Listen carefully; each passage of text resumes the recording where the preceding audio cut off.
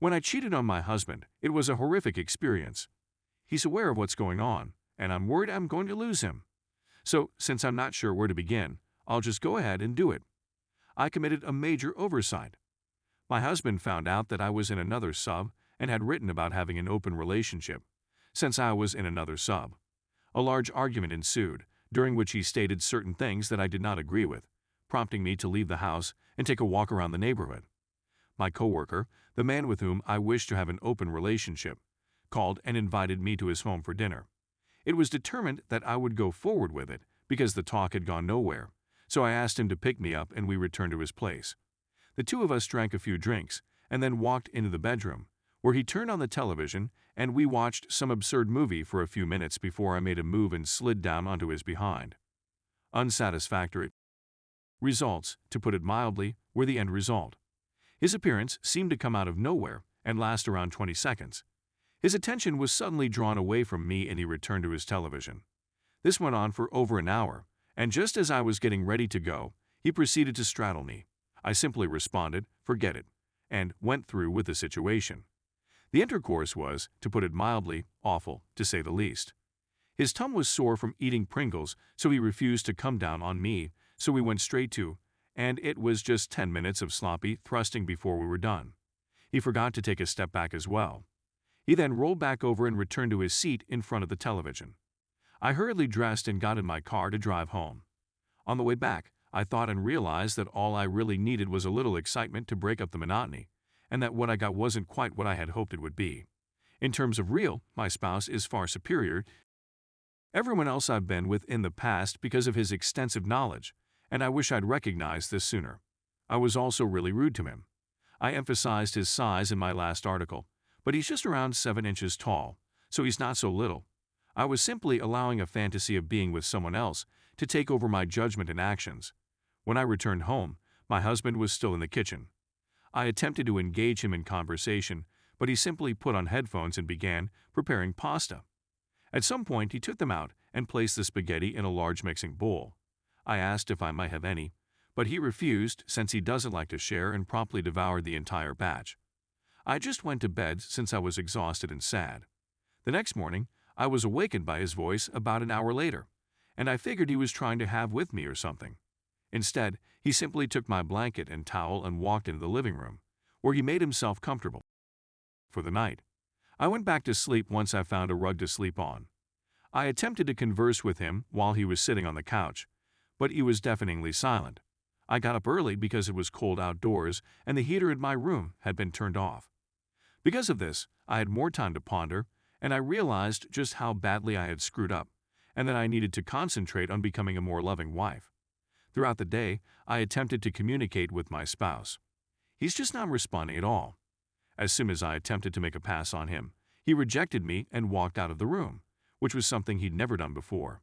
If he was too drowsy for, he'd at the very least go down on me, but tonight he looked completely uninterested in anything at all, even me. I've also noted that he hasn't had anything to eat or drink today, and he just seems to be weary, which is another concern. I attempted to converse with him and seat him down, but he simply got up and left the house without saying anything. I attempted to reach him, but his phone went to voicemail. I texted him to tell him that I loved him and that we needed to talk as soon as possible for the sake of our marriage. He did not respond. This is what he emailed me in response.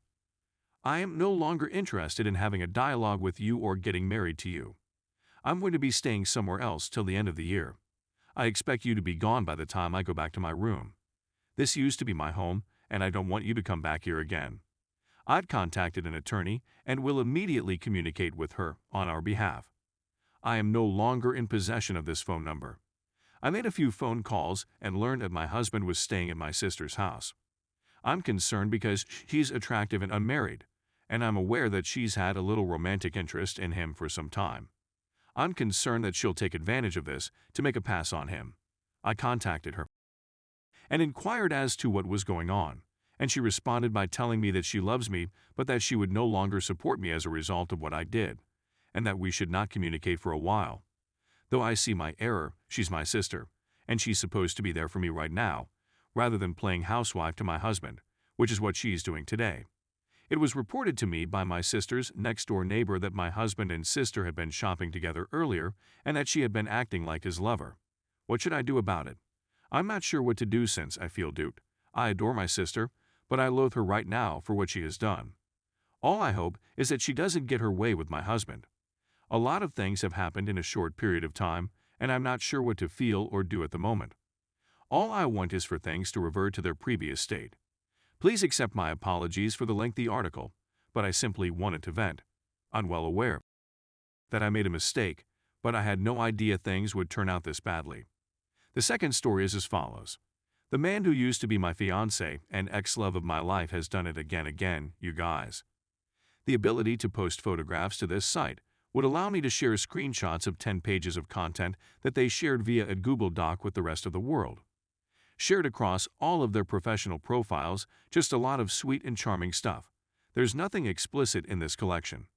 The exact sentiments that we would have shared when we first started dating 9 years ago are still there. What can I say? You are fantastic, and your hair is the bee's knees. It's all right because you are amazing, and your hair would be the bee's knees if you didn't know. It sounds about right to me, but I'm not going to boast about it. It's a good idea, considering what a gentleman you are. And may I also remark what a smooth, buttery 1950s voice you have. Ooh la la, with a matching toupee, how wonderful. Why should I say the same thing about you and your femme fatale aura? I believe you belong in a noir film. Not to mention that I do not have a toupee on at all. I'm truly sorry. It's a wig, says the author. In addition, thank you for correcting my awkward spelling of the word toupee. I'm on the verge of puking. So why aren't more individuals advocating for reconciliation? After all, as the adage goes, once a cheater, always a cheater. What matters is how much a person commits to change. Becoming sober, beginning counseling, proposing, selling a house jointly. They are all the same on the surface. Everything is the same as before. So, a little more than a month ago, he arrived home inebriated and got physically violent with me, causing me to call the authorities for assistance. He went out drinking with her that night and left a bag containing some of her most personal belongings in my car.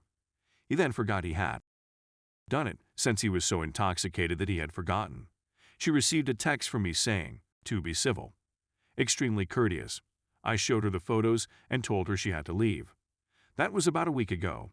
Then I did the math in my head and realized the dates were all correct. There is a strong possibility that he is the baby's father.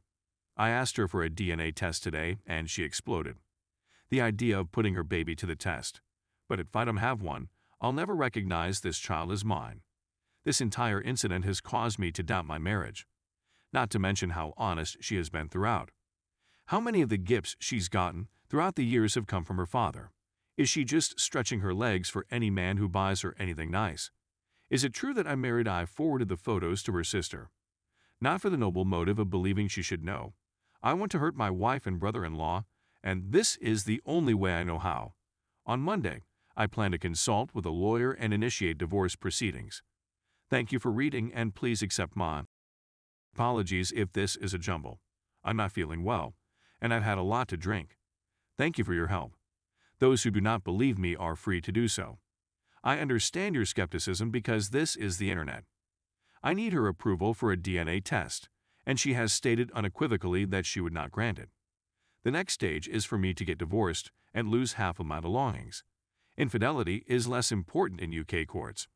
Any spelling and grammatical errors are the result of dyslexia and a high blood alcohol level.